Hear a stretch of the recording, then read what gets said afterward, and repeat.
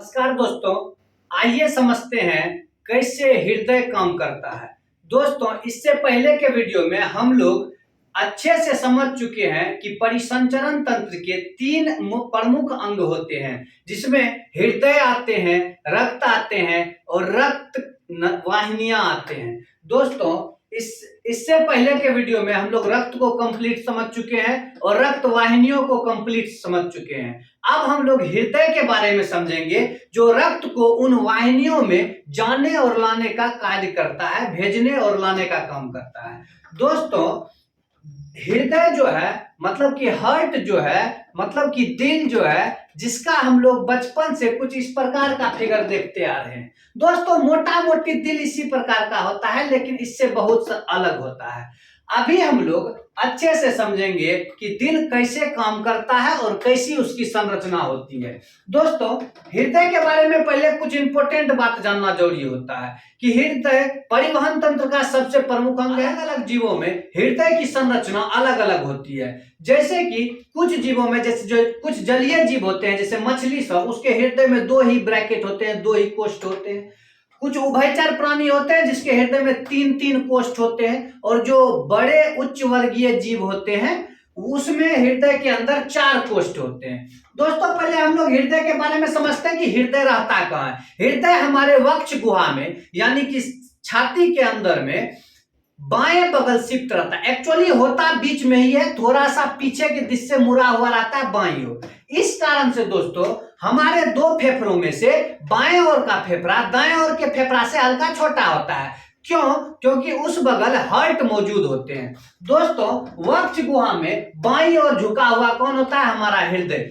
दूसरा बात कि ये एक तिनकोना संरचना होता है, मांसल संरचना होता है, इसमें हड्डियां नहीं होती है।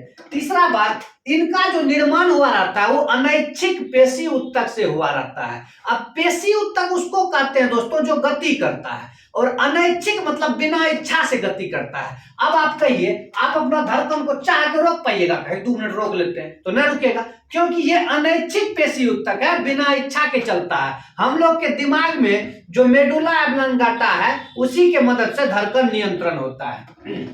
दोस्तों, इस हृदय का जो है वो 23 सेंटीमीटर लंबा होता है, 11 सेंटीमीटर चौड़ा होता है। हृदय का वजन 300 से 350 ग्राम हो सकता है। कुछ कंडीशन में हल्के वजन बढ़ भी सकते हैं और घट भी सकते हैं। मुख्य रूप से कहा जाता है कि महिलाओं में हृदय जो है 250 ग्राम से 300 ग्राम के बीच में रहता है, और पुरुष का हृदय 300 से 350 ग्राम होता है। इस हिसाब से हम कह सकते हैं कि पुरुष का दिल बड़ा होता है। दोस्तों, हम लोग का हृदय जो है 1 मिनट में 72 बार धड़कता है।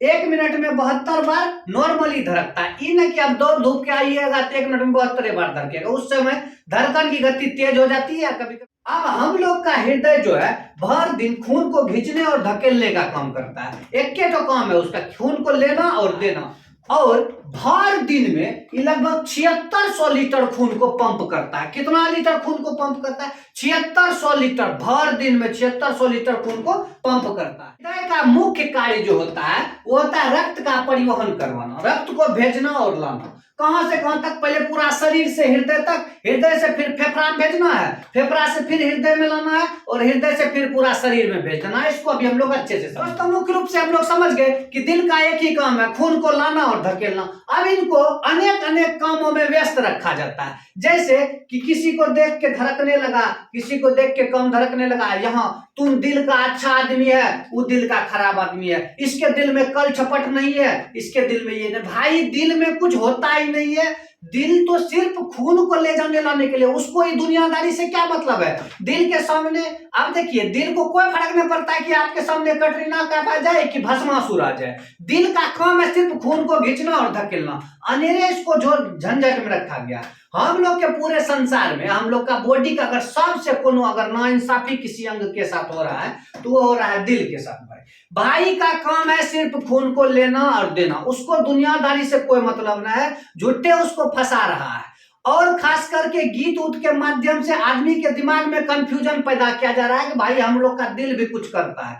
सेंसेस से दिल को कोई मतलब नहीं आपका क्या हो रहा है नहीं हो रहा, सोचना विचारना उसका काम है। हृदय की संरचना को अच्छे से समझते हैं दोस्तों। हृदय का निर्माण जो होता है वो पेरिकार्डियम की दोहरी झिल्ली से होता है। पेरिकार्डियम की दोहरी झिल्ली जो होता है वो बाहर से होता है। ये जो झिल्ली है बाहर से देख रहे हैं इसको पेरिकार्डियम झिल्ली बोलते हैं, और एक झिल्ली भीतर में ही है तो दो झिल्ली रहता है। अब दोनों पेरिकार्डियम झिल्ली के बीच में पेरिकार्डियम द्रव भरा रहता है। ये जो द्रव होता है चिपचिपा होता है एकदम जेली के जैसा, ये द्रव भरा रहेगा पूरा। अब देखिए ये जो द्रव रहता है क्या करता है, जब हृदय हम लोग का धड़कता है ना तो हृदय जब धड़कता है तो घर्षण पैदा होता है। अब घर्षण पैदा होगा तो वो जो द्रव रहता है वो घर्षण से हृदय को कोनो नुकसान नहीं हो उससे बचाता है। ये ठीक उसी प्रकार होता है दोस्तों, जैसे हम लोग साइकिल उकिल चलाते हैं, हैंडल कर कर कर कर करने लगता है घर्षण से तो गिरिश मार देते हैं। चैन सब टाइट न हो जाए इसमें गिरिश मार देते हैं स्नेहक के रूप में। उसी तरह स्नेहक के रूप में दोनों पेरिकार्डियल झिल्ली के बीच में पेरिकार्डियम द्रव भरा रहता है, और ये जो होता है घर्षण से हृदय को बचाता है। दोस्तों अंदर से हृदय के बनावट में हृदय 4 भाग में बटे होते हैं। पहले मुख्य रूप से 2 भाग, ऊपर का हिस्सा और नीचे का हिस्सा। ऊपर का हिस्सा को हम लोग अलिंद कहते हैं, क्या कहते हैं अलिंद, और नीचे के हिस्से को हम लोग निलय कहते हैं। देखिए दोस्तों ऊपर का हिस्सा अलिंद हो गया, वैसे भी ध्यान रख सकते हैं उससे ऊपर और से अलिंद, और नीचे नीचे नीचे निलय, तो निलय होता है नीचे, अलिंद होता है ऊपर। आप देखिएगा जो दायां बगल है वो दायां अलिंद, जो बायां बगल है वो बायां अलिंद, जो दायां बगल है वो दायां अलिंद, जो बायां बगल है वो तो बायां अलिंद, जो नीचे में जो दायां बगल है वो दायां निलय, जो बायां बगल है वो बायां निलय। दोस्तों इसके अलावा हृदय में जो है अलिंद और देखिए चारों में इसमें एक दूसरे से सत्य न है। ये जो बीच में दीवार देख रहे हैं, इस दीवार में इसको बोलते हैं अलिंद निलय भित्ति। क्या बोलते हैं? अलिंद निलय भित्ति। जो अलिंद को दोनों अलिंद को अलग करके रखता है और दोनों निलय को अलग करके रखता है, इसको हम लोग बोलते हैं अलिंद निलय भित्ति। कौन सा भित्ति बोलते हैं? देखिए ई दोनों अलिंद को अलग किए हुए हैं और ये रेखा जो है दोनों निलय को अलग किए हुए हैं, इसको बोलते हैं हम लोग अलिंद निलय भित्ति। दोस्तों इसके अलावा अलिंद और निलय ये दोनों को अलग करने के लिए एक यहाँ चेंबर लगा रहता है, इसको बोलते हैं त्रिदली कपाट। क्या बोलते हैं इसको? कपाट। कपाट मतलब होता है गेट, दरवाजा। त्रिदली कपाट रहता है किसके किसके बीच में? अलिंद और निलय के बीच में। लेकिन कौन से? ये है दायां वाला। कौन वाला है? तो दायां अलिंद और दायां निलय के बीच में कौन सा कपाट लगा रहता है? त्रिदली कपाट। दोस्तों ये त्रिदली कपाट क्या करता है? रक्त को हर हरा के इधर आने देता है लेकिन वापस जाने नहीं देता। बोलता है कि अलिंद से निलय में जितना आएगा आ जाओ, लेकिन हम निलय से अलिंद में आने नहीं देंगे। ये काम कौन करता है? त्रिदली कपाट। कौन बगल रहता है? दायां बगल रहता है। अब दोस्तों ठीक उसी प्रकार बायां बगल में, जो बायां बगल है, बायां बगल में अलिंद और निलय के बीच में द्विदली कपाट रहता है। वो कपाट देख रहे हैं ना, ये द्विदली कपाट, ये भी वही काम करता है। बोलता है अलिंद से जितना खून को निलय में आना है भैया आ जाओ, हम नहीं रोकेंगे, लेकिन वापस जाने का बात मत करना। तो पूछेगा कि खून हमेशा किधर से किधर चलता है? अलिंद से निलय में। बोलिए दायां बगल अलिंद से निलय में जाएगा, कौन जाने देता है? त्रिदली कपाट। और बायां बगल अलिंद से निलय में जो खून जाएगा वो कौन लेके जाता है? द्विदली कपाट। तो एक बात दिमाग में हमेशा याद रखना है कि रक्त का जो हृदय में चलता है वो हमेशा अलिंद से निलय की ओर जाता है। किस में जाता है? अलिंद से निलय की ओर। दोस्तों ये जो अलिंद है ना, इसमें पूरा बॉडी का खून जाके जमा होता है। अभी हम कार्य विधि में उसको समझेंगे, लेकिन पूरा शरीर में खून को भेजने का काम खाली निलय करता है। ई निलय से खून निकलता है, इसके चलते निलय का दीवार मोटा होता है क्योंकि इसको प्रेशर लगा के ठेलना है। इसमें तो खून आएगा, खाली अलिंद में खून खाली आता है। अलिंद आवो आवो, अलिंद में खून आता है, खाली यहां से भी खून आएगा, इस अलिंद में भी खून आएगा। और निलय में भेजता है खून, तो भेजने के लिए प्रेशर लगाना पड़ता है, और प्रेशर के चलते इसका दीवार भगवान पहले मोटा बना दिया कि भैया तुमको ढेर काम करना पड़ेगा, तुम मजबूत बनो। तो दोस्तों हृदय जो है, हृदय एक बार फिर से समझ लेते हैं कि हृदय में जो दोहरी झिल्ली से बना होता है इसको बोलते हैं पेरिकार्डियम झिल्ली। दोनों पेरिकार्डियम झिल्ली के बीच में ढेर स्नेहक रहता है, नेता म्यूकस जैसा बोल सकते हैं आप, चिपचिपा जेली जैसा, उसको बोलते हैं पेरिकार्डियल द्रव, ताकि वो हृदय को घर्षण से बचाता है। और हृदय में कितने वेश्म रहते हैं? चार वेश्म। ऊपर का को अलिंद बोलते हैं, निचल का को निलय बोलते हैं। अलिंद में दायां बगल रहेगा तो दायां अलिंद, बायां बगल रहेगा तो बायां अलिंद। निलय में दायां बगल निलय रहेगा तो दायां निलय, बायां बगल निलय रहेगा तो बायां निलय। और पूरा सब जगह से खून अगर आ रहा है तो कौन चीज में आएगा? अलिंद। आ रहा है तो अलिंद में आएगा। और यहां से खून जाएगा हृदय से, कौन किससे जाएगा? निलय से। यानी ये 2 कट्ठा खाली रिसीव करने के लिए है, अलिंद आओ खून, और ये 2 कट्ठा जो है खून को भेजने के लिए निलय। तो किसकी दीवार मोटी है? अब हृदय की कार्य विधि को बिल्कुल आसानी से चुटकियों में समझेंगे।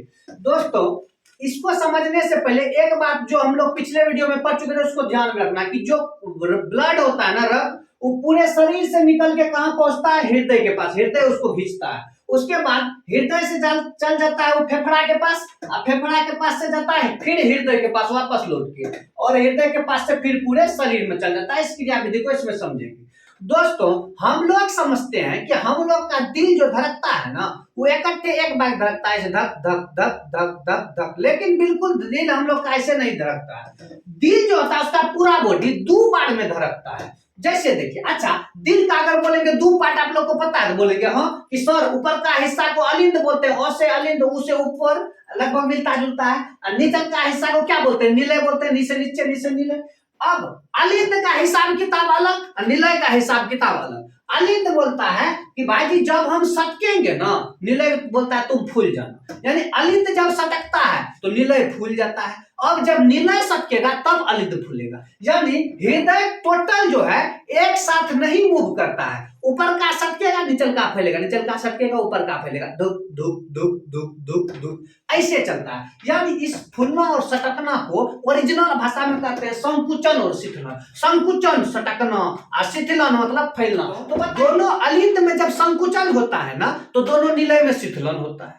अब दोनों अलिंद में जब शिथिलन होगा तो दोनों निलय में क्या होगा? संकुचन। यानी दोनों एक साथ फैलता सटकता ना है, एगो फैलता है एगो सटकता है, एगो फैलता है एगो सटकता है। अब दोस्तों एक बात को और क्लियर कर लेना है कि जो दायां बगल का हृदय होता है ना, वो हमेशा अशुद्ध रक्त को एक्सेप्ट करता है, ठीक। और जो बायां बगल का होता है वो हमेशा शुद्ध रक्त का काम करता है। यानी दायां बगल का पट्टी अशुद्ध के लिए होता है और बायां बगल का पट्टी शुद्ध के लिए होता है। इसीलिए हम लोग यहाँ बायां बगल में रेड कलर से बनाए हैं और यहाँ ब्लू कलर से। हम समझ चुके हैं कि जब दोनों अलिंद फैलेगा तो दोनों निलय सिकुड़ेगा। अब दोनों अलिंद फैलेगा मतलब दोनों में खून भरेगा। अब बताते हैं हम अलिंद में खून भरता है कहां से?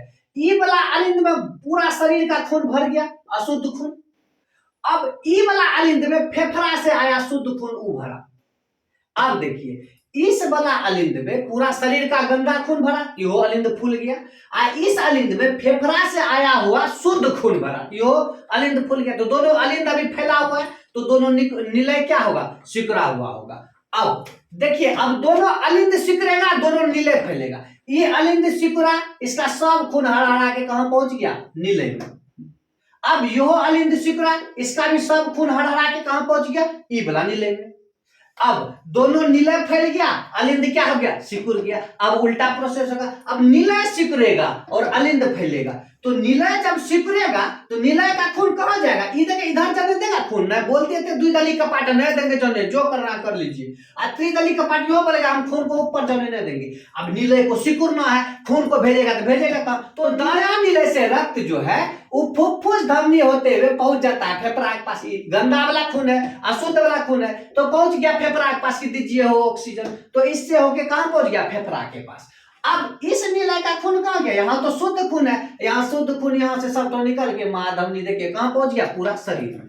अब दोस्तों एक बार फिर आराम से देखते हैं, पूरा शरीर से खून कहां आता है? पूरा शरीर से खून कहां आएगा? दायां अलिंद में। कहां आएगा? दायां अलिंद में, गंदा खून यानी अशुद्ध खून। अब इस अलिंद से खून कहां जाएगा? तो यहां से जाएगा निलय में। कहां जाएगा? निलय में, यही बगल का निलय, दायां निलय में। दायां निलय में त्रिदली कपाट होते हुए चला गया। अब यहां से खून को फुफ्फुस धमनी देके फेफड़ा में जा गया। फुफ्फुस धमनी होते हुए कहां भेजा गया? फेफड़ा में। यहां से सप्लाई हो गया सीधे फेफड़ा पर, जाओ ऑक्सीजन लेके आओ। अब गया वो खून, ऑक्सीजन लिया, अब शुद्ध हो गया। अब फेफड़ा से वो सब खून लोडिंग होके सीधे फुफ्फुस शिरा द्वारा घुस गया सब तो बायां अलिंद में। कहां घुस गया? बायां अलिंद में। कौन नस देके? फुफ्फुस सिरा देके। अब सब तो घुस गया बायां अलिंद में। अब बायां अलिंद से फिर त्रिदली कपाट है, तो त्रिदली कपाट होते हुए कहां पहुंच गया? बायां नीले में। अब बायां नीले से खून कहां जाएगा? तो पकड़ लिया सीधे, ये कौन सा? महाधमनी वाला एक्सप्रेस, अब पहुंच गया पूरे शरीर में। तो देखिए फिर से एक बार समझते, कितना आसान है। शरीर से आया महाशिरा होके दायां अलिंद में पहुंचा, दायां अलिंद से त्रिदली कपाट द्वारा दायां नीले में पहुंचा। अब गंदा खून है, भी इसको साफ होना है। साफ होने के लिए फुफ्फुस धमनी पकड़ा। कौन सा गाली पकड़ा? फुफ्फुस धमनी। पहुंच गया फेफड़ा के पास, वहां अपना कार्बन डाइऑक्साइड छोड़ा, ऑक्सीजन लिया, वहां से पकड़ा 4 गो ट्रेन। कौन वाला ट्रेन पकड़ा? वहां से पकड़ा ट्रेन फुफ्फुस सिरा, और सीधे सब तो खून शुद्ध वाला पहुंच गया बायां अलिंद में। अब बायां अलिंद में जैसे पहुंचा, बायां अलिंद से यहाँ द्विदली कपाट का रास्ता है, सब तो खून पहुंच गया नीले में। अब ये बायां नीले से सब तो खून फिर पकड़ा एक्सप्रेस, कौन वाला? महाधमनी वाला, और सीधे पूरा शरीर में पहुंच गया। तो दोस्तों एक बार हम लोग आपके साथ रिवाइज करेंगे। बताइए, पूरा शरीर के पास है खून, अभी शरीर के पास है खून, ठीक। शरीर के पास से खून कौन घींचेगा? घींचेगा कौन? हृदय घींचेगा। हृदय में कौन से जगह पे जाएगा? तो जाएगा दायां अलिंद में। किस देके जाएगा? तो महाशिरा होते हुए जाएगा। शिरा गंदा खून को लेके जाता है, तो गंदा खून पूरा हृदय, तो गंदा खून को पूरा शरीर कोशिका से कौन लाएगा? पूरा शरीर के कोशिका से लाएगा महाशिरा, और कहां डाल देगा? दायां अलिंद में। अब दायां अलिंद से वो खून जो है त्रिदली कपाट द्वारा कहां पहुंच जाएगा? नीले में। अभी खून गंदे है, अब इस गंदा खून को हम लोग पकड़ा दिए, फेफड़ा के पास भेजना था। कहां भेजना था? फेफड़ा के पास, तो फुफ्फुस वाला नस पे भेजेंगे। अब गंदा खून है, फुफ्फुस धमनी, फुफ्फुस धमनी वाला नस पे भेज दिए इसको, और सीधे भेज दिए फेफड़ा के पास कि जाओ अपना ऑक्सीजन लेके आओ। तो गया, वो अपना ऑक्सीजन लिया। अब ऑक्सीजन ले लिया, खून कैसा बन गया? शुद्ध खून बन गया। तो शुद्ध खून को तो हम लोग फेफड़ा से आ रहा, फुफ्फुस वाला नस पकड़ाएंगे, लेकिन शुद्ध है तो फुफ्फुस सिरा पकड़ाएंगे। तो फुफ्फुस सिरा पकड़ा के सब तो हड़ाहड़ कहां भेज दिए? भेज दिए बायां अलिंद में। अब शुद्ध खून बायां अलिंद में जमा हो गया। बायां अलिंद से खून को फिर भेज दिया गया है बायां नीले में। कहां भेज दिया गया? बायां नीले में। अब बायां नीले से द्विदली कपाट द्वारा आ चुका है। अब यहां से पकड़, अब शुद्ध खून है, इसको फिर शरीर के पास में भेजना है। शरीर से आया था तो यहाँ शरीर के पास भेजना, तो महाधमनी पकड़ा के चला।